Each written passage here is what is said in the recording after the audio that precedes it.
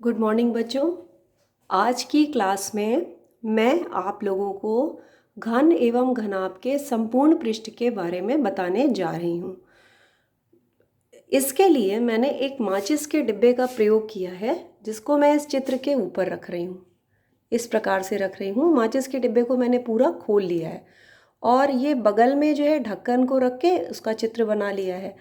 तो हम देख रहे हैं कि जब माचिस के डिब्बे को इस तरह से रख लिया तो आप देखोगे कि ये तली का जो पूरा क्षेत्र है और ढक्कन का पूरा क्षेत्र है ये बराबर है। इसी तरह ये सामने का और पीछे का फलक, इसको फलक बोलते हैं, क्षेत्र पूरा बराबर है। और ये बायां और ये दायां, ये दोनों भी क्या है, आपस में बराबर है। तो संपूर्ण पृष्ठ का मतलब होता है कि उसके उसके ये पूरा आगे और ये पूरा पीछे का जो क्षेत्रफल होता है उसको हम संपूर्ण पृष्ठ कहते हैं। अगर हम अपने दैनिक जीवन की बात करें तो जैसे हम बक्सा खरीदने जाते हैं या अलमारी खरीदने जाते हैं, ये सारी चीज़ें घनाभ होती हैं। और जब कोई दुकानदार उसको बनाता है तो उसको ये ध्यान रखना पड़ता है कि उसके पृष्ठ की जानकारी हो, यानी कितना लंबा चौड़ा ऊंचा वो बनाए और उसमें कितना सामान आ सकता है। आप भी अपनी सुविधा के अनुसार अलग अलग साइज़ की अलमारी और बक्सा पसंद करते हो। तो जो घनाभ होता है उसमें 8 शीर्ष होते हैं। ये देखिए, मैंने इसको ब्लैक बोर्ड पे बनाया भी है और कैसे बनाया है वो मैं आपको दिखा दे रही हूँ। ये इस तरीके से बनाया है जिसकी लंबाई चौड़ाई बराबर है।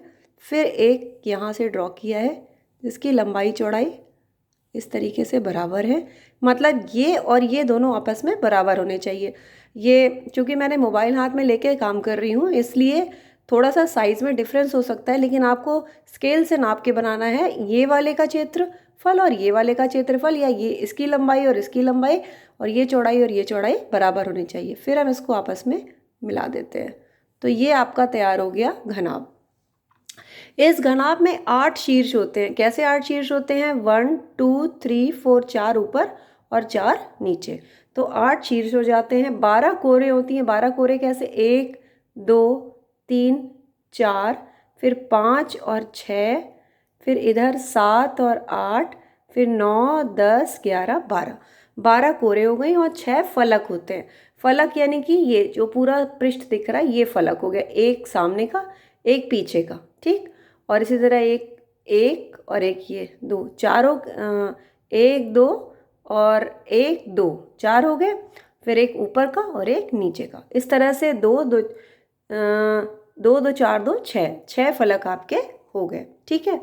जब हम संपूर्ण पृष्ठ की गणना करते हैं, संपूर्ण पृष्ठ या क्षेत्रफल की गणना करते हैं, अगर वो समतल है बिल्कुल, तो हमें क्या चाहिए? सिर्फ आप जानते हैं कि लंबाई गुणा चौड़ाई क्षेत्रफल होता है।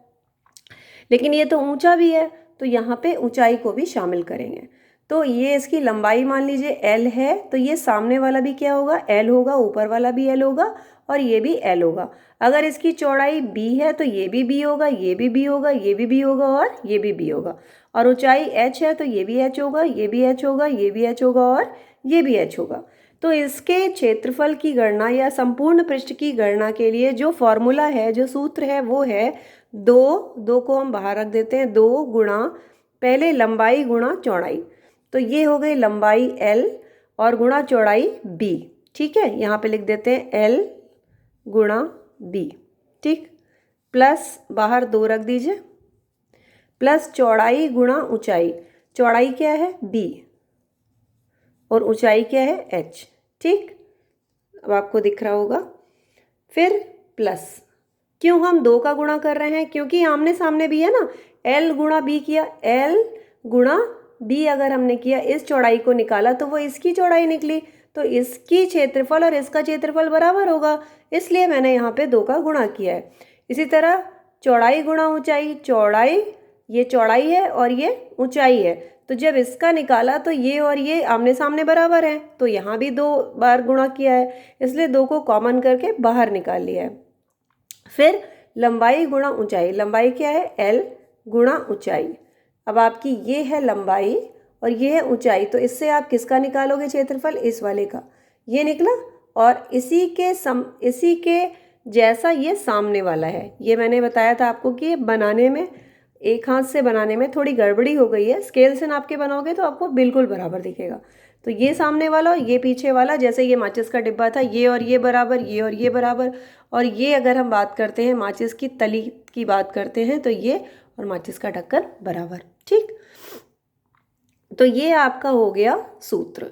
मैंने आप लोगों को बच्चों आपके लर्निंग आउटकम पे आधारित, यानी कि जो आपके क्षेत्र मिति का सबसे महत्वपूर्ण जानकारी है, घन और घनाभ का संपूर्ण पृष्ठ निकालना, इस वीडियो के माध्यम से मैंने आपको वो जानकारी दी है।